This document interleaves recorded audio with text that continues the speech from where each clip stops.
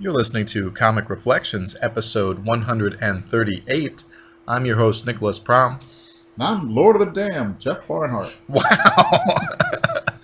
Comic Reflections is brought to you by Rhymes with Geek. You can find our show, plus many other cool podcasts, like the all-new Anti-Fanboy, Feed It Comics, and Two-Headed Nerd at rhymeswithgeek.com. I like the Two-Headed Nerd's funny. Yeah, that's a good show. You can also find us on backissueheroes.com, the home of classic comics on the internet.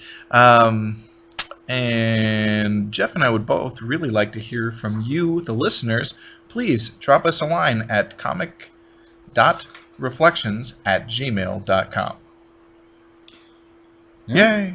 Okay. So, man, today we're going to spend the bulk of the show talking about Tomb of Dracula. Okay. Man, Yep. it's a great series. Yeah, it's okay. I don't hate it, but it's not. There's no Jimmy Olsen. Oh, man. Okay, so let's just begin. First, we're going to talk about Tomb of Dracula number 9. And the story is called Death from the Sea, written by Marv Wolfman, with beautiful pencils by Gene Colan and inked by Vince Colletta. I think it's kind of too overdone or something. It's too busy. It's hard to follow the action sometimes. But they have these lines depicting wind, and it's just too much. It makes it a muddy look for me. Okay. But not like I can do any better. Right. But all right, so a fisherman fishes up a dead body, and they take the dead body. They're in a small town. Mm-hmm. I don't even know if they ever mentioned what the town. They might have, but it's inconsequential. It doesn't matter. So they take it to a church, which is bad news because it's Dracula, and Dracula does not like crosses.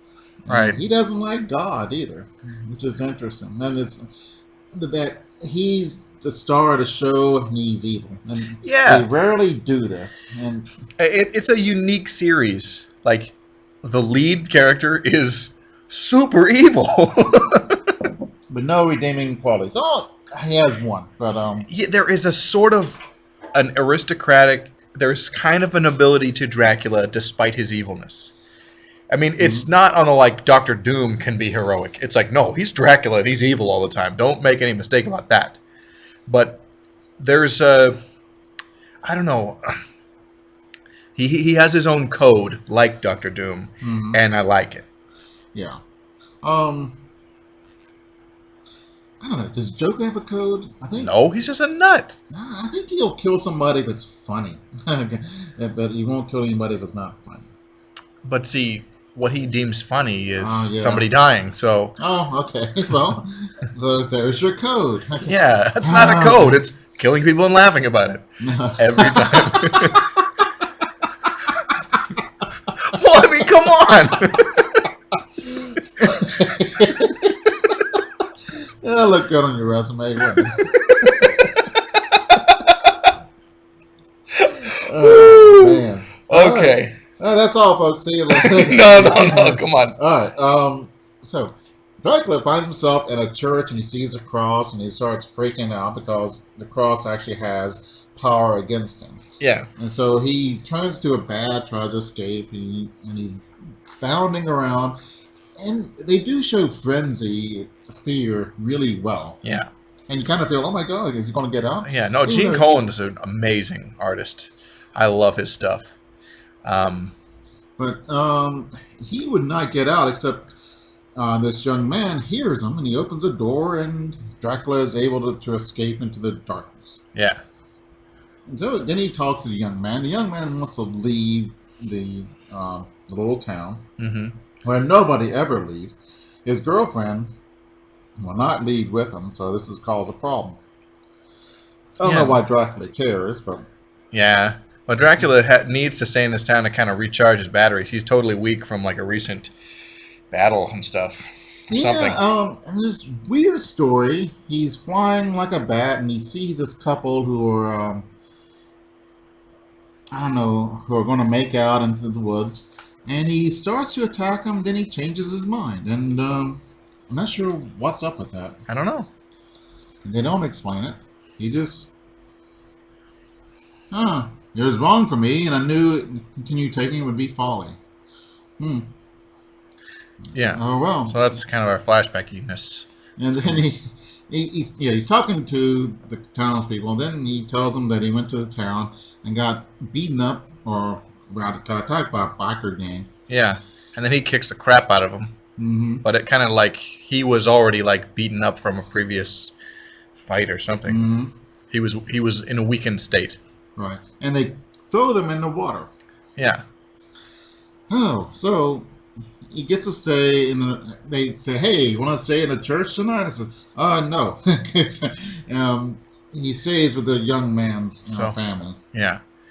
And they think Mr. Drake, as he tells them, they think he's all right. Yeah. His girlfriend doesn't, I think. No? And she says, look at his eyes. Look, everybody likes cocaine. No, but... yeah, he sees the young man's girlfriend, Andrea, and decides not to eat her right. or drink her blood. He sees these two barflies, and he bites them and turns them instantly into vampires. I thought it was weird that they became vampires right away, because I thought they at least needed like a night for like. Right, or in the book, he has to feed a little bit every night for a while or something like that. Yeah, there should be a transitory period, which I think kind of evolves throughout as this series goes on.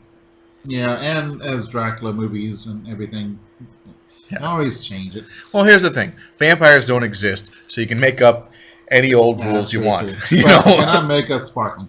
No. No. Correct. Yeah, God, what an awful...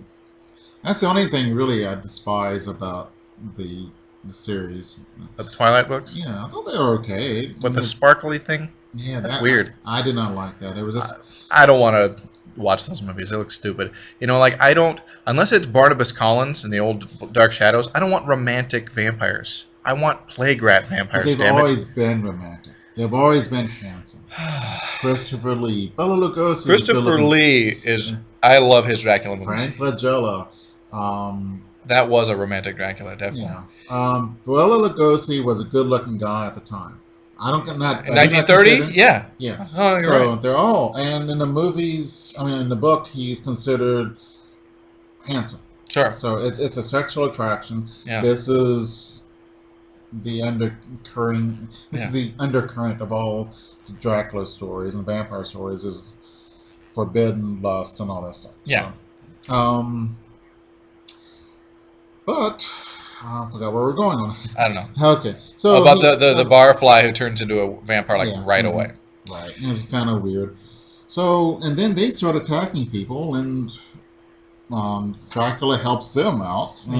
Helps the victim out, kicks those guys out, and then here comes a big mob, and they go after the two new vampires and Dracula, and they catch the two vampires, kill them, and Dracula gets away. And that's the end of the story. I think Dracula helped the young man and his girlfriend because they helped him. Maybe. You know? But he convinces them to stay in the town. It's not so bad. Yeah, but he wants them to join his crusade. And they're like, what, huh? No. Yeah. So, they know he's a vampire at the end of the story. Right. And he, because they're going to have a Dracula planet. Right. The problem with that is, who are they going to feed on? Yeah. Are you going to breed humans like cattle? Actually, I think some new horror movies are like that. Yeah. I swear there was a science fiction-y vampire movie a few years back where that was basically it. So.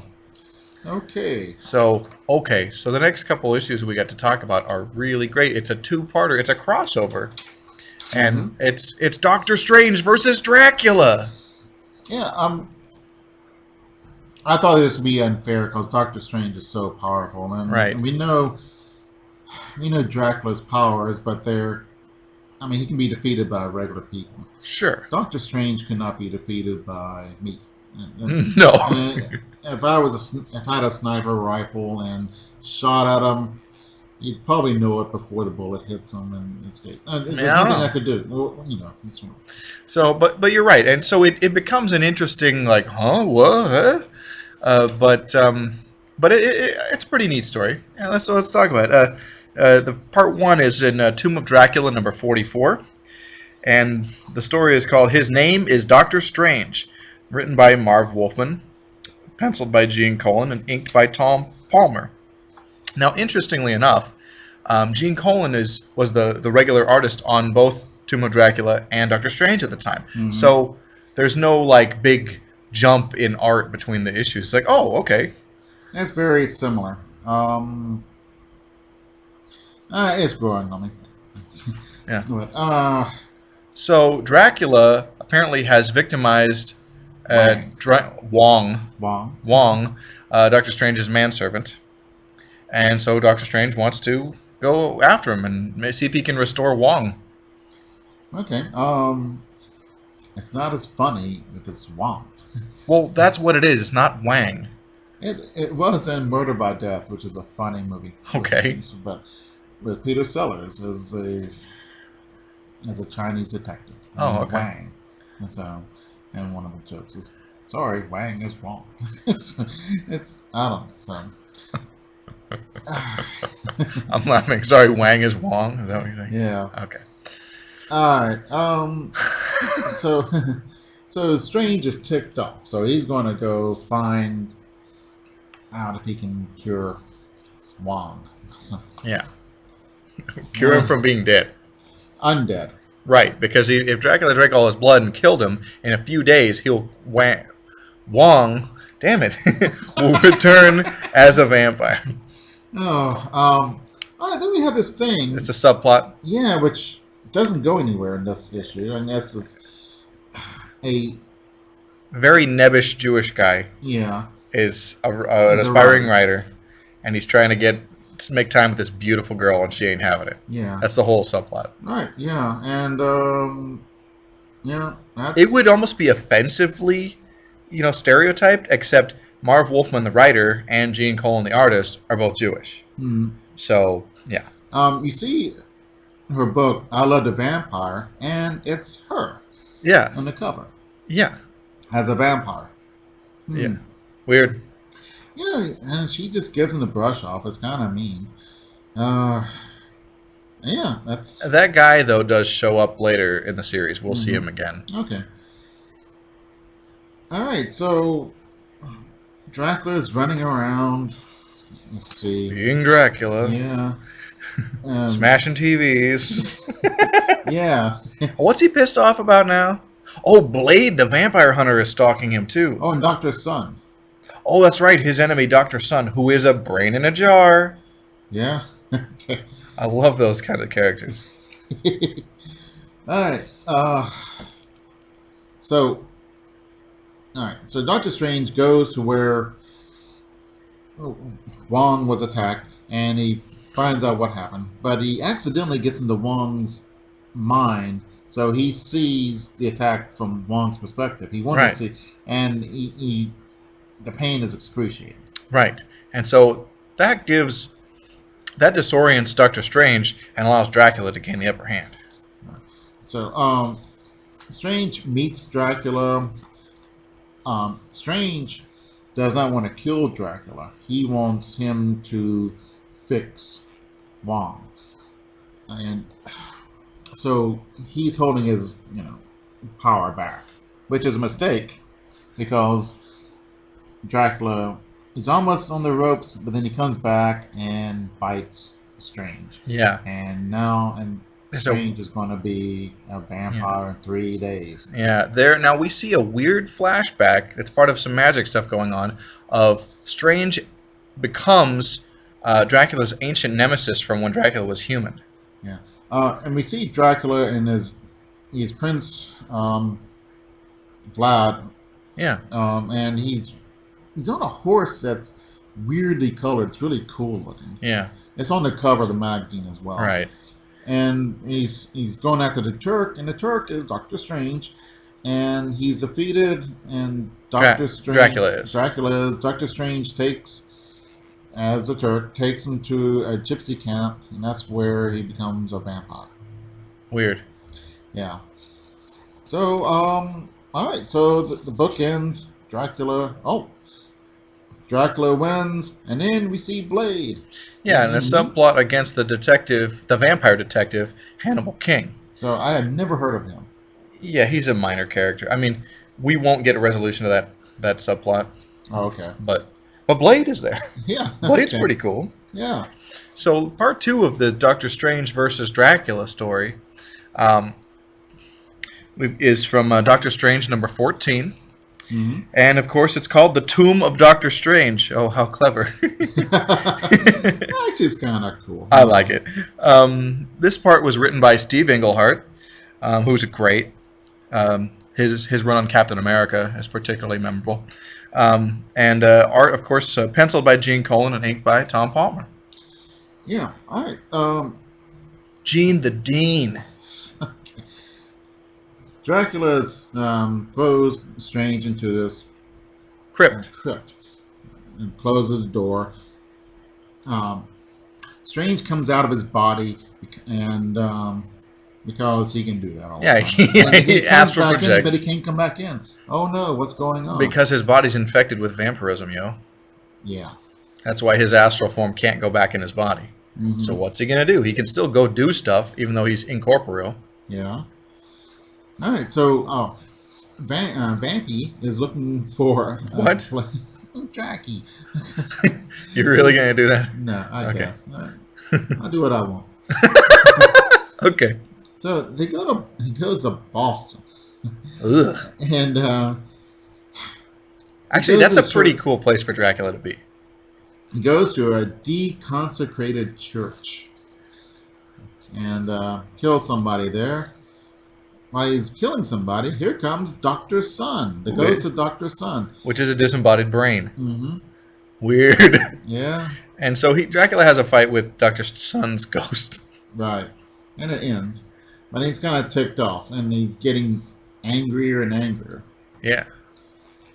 Let's see. And this continues on. He's being followed by Dr. Sun.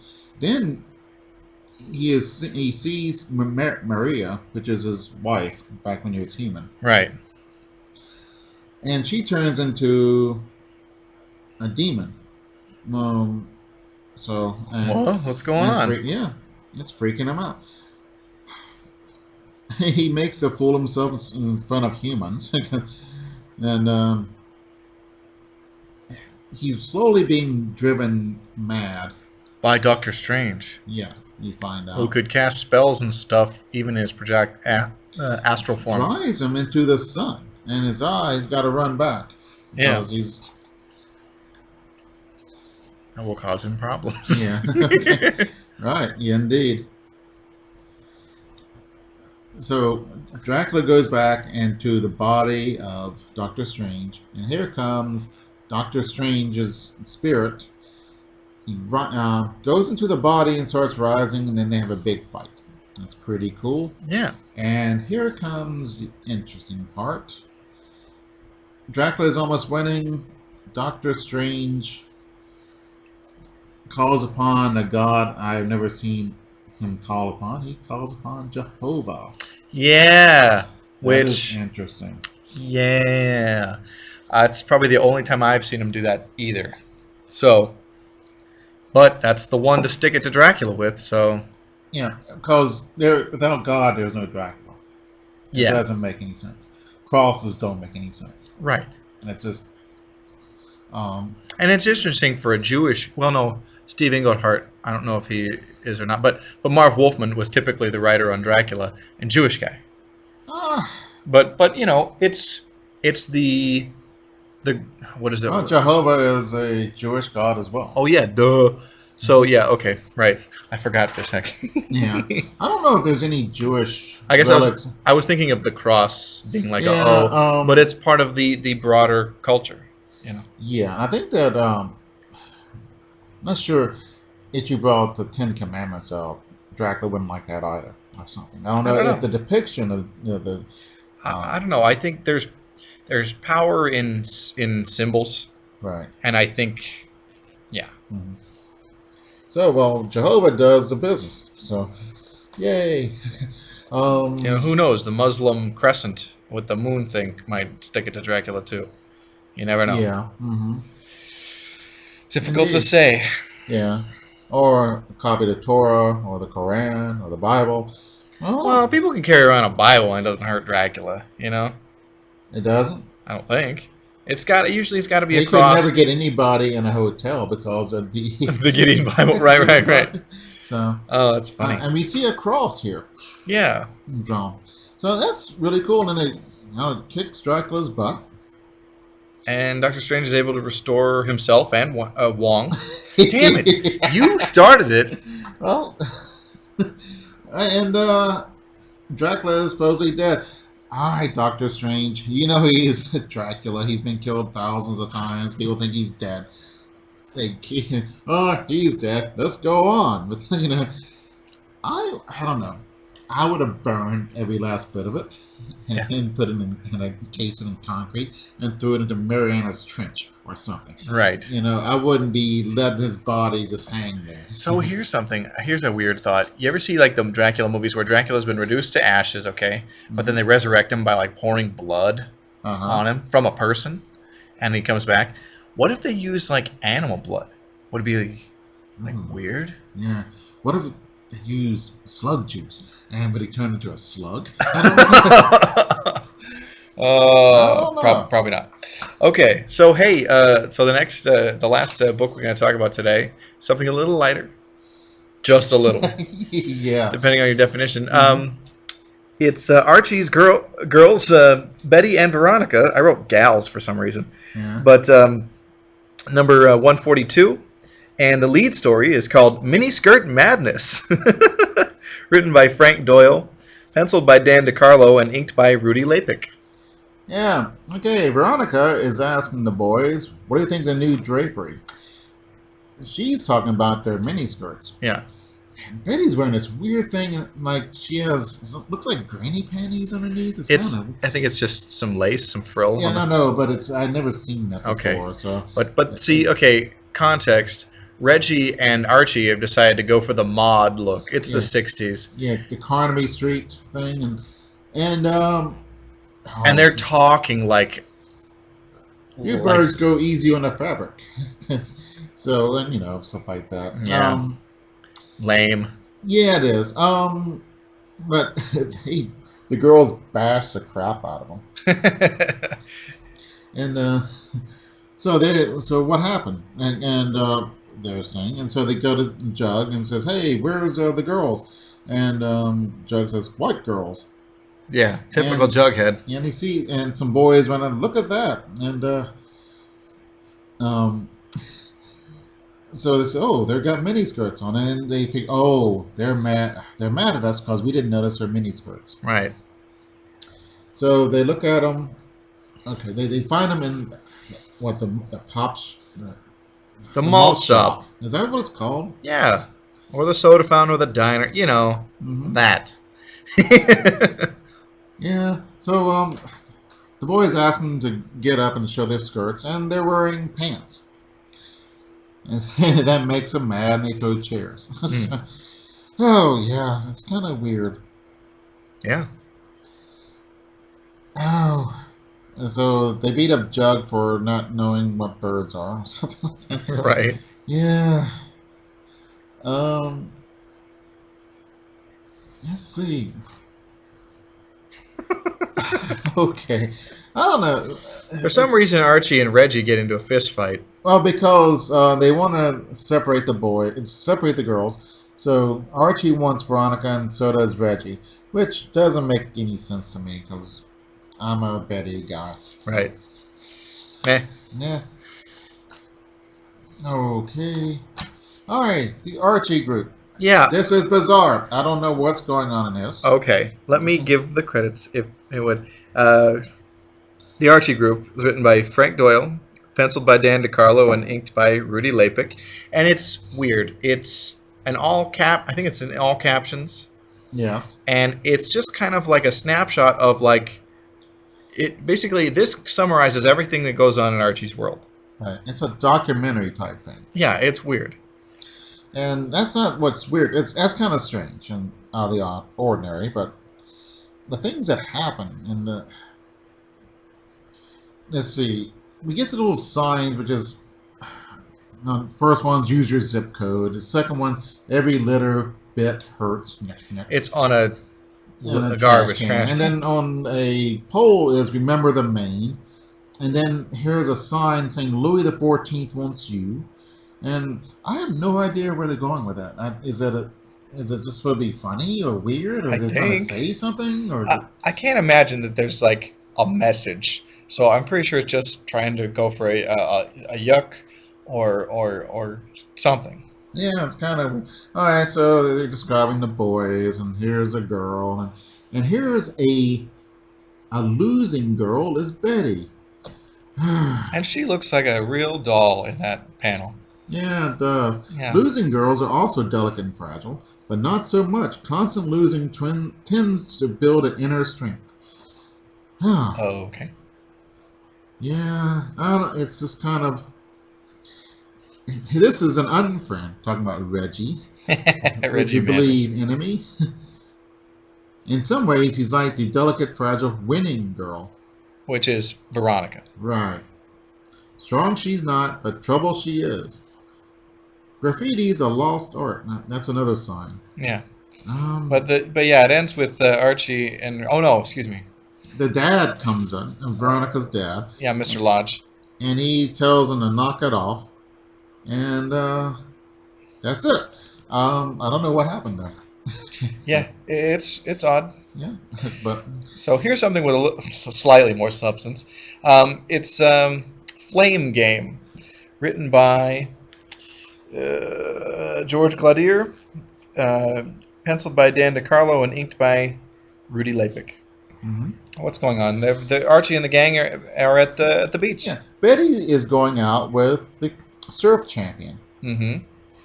And Veronica's going out with Archie. Mm-hmm. And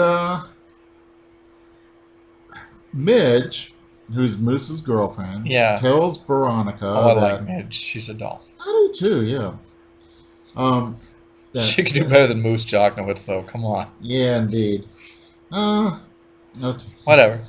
Yeah, well, whatever.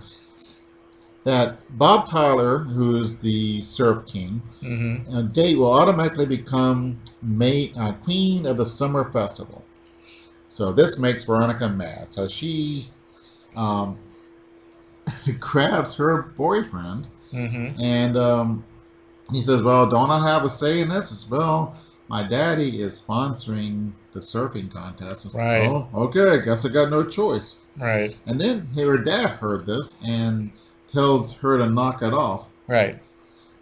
So Betty's angry because this is all of her plan to make Archie go with her, and Veronica goes out with the other guy.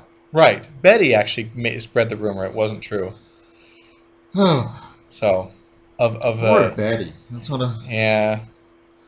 Yeah, it's kind of odd. I just always feel sorry for Betty and hate Veronica. And is this what we're supposed to do? Or I don't know. I mean, I don't hate Veronica. I just realized that she does she serves the role her character is intended to. Oh, she's a fictional character. Yeah. I'm not going to go shoot her, but I don't like her. That's a relief. Yeah. You know. but as a character, I mean, it's okay for you not to like her. But I think she's a despicable person. And I like it when she comes to harm. Okay. To fictional harm. Right. So I think we've got one more story in this issue. All right. New girl in town. That's right. And George Gladier wrote this. Dan DiCarlo did the pencils, and Rudy Lapik on inks. All right. Hawaiian gal comes to Riverdale. Who doesn't look at all Hawaiian. Yeah. Well, you can be from Hawaii, and being Hawaiian without being a Hawaiian. Right, all right, I get it.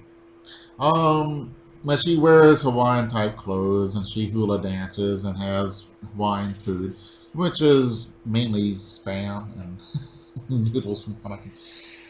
They do eat a lot of spam there. Do they? They do. Okay. It is a fact. You ask anybody who goes there. They like their Spam. It's from World War II when the only meat they could get was Spam, and they just Really? yeah. Oh. So, I mean, Spam's pretty good. Slice it up, put it on make a grilled cheese sandwich with it. It's good. I don't like it, but if I had to eat it, I would. Okay. So, I do not buy Spam, but maybe I should keep a can of it in case zombies attack. Yeah, when the zombies come. Yeah. I used to eat Spam quite a bit. I haven't in a while, but anyway. Okay, so Gloria, their wine girl, is getting really popular. And Veronica hates it. No, Betty. Veronica's cool with it. Betty hates it, and she doesn't know why Veronica is being so cool about it. Mm-hmm. So Veronica invites Gloria to a party in her honor, and she gives her a dress and has food and music, and she gives Gloria the dress, and it's so tight she cannot dance. So Gloria taught Veronica how to do the dances. So Veronica's trying to steal her thunder. And she did. Yeah. And the end. Wow. That's terrible. Yeah, it is. Oh, see why I don't like her, and I hate her when she wins. Yeah. Yeah. And she does quite a bit. But by the omnipotent Archie. We'll see you next time. Yeah. We will.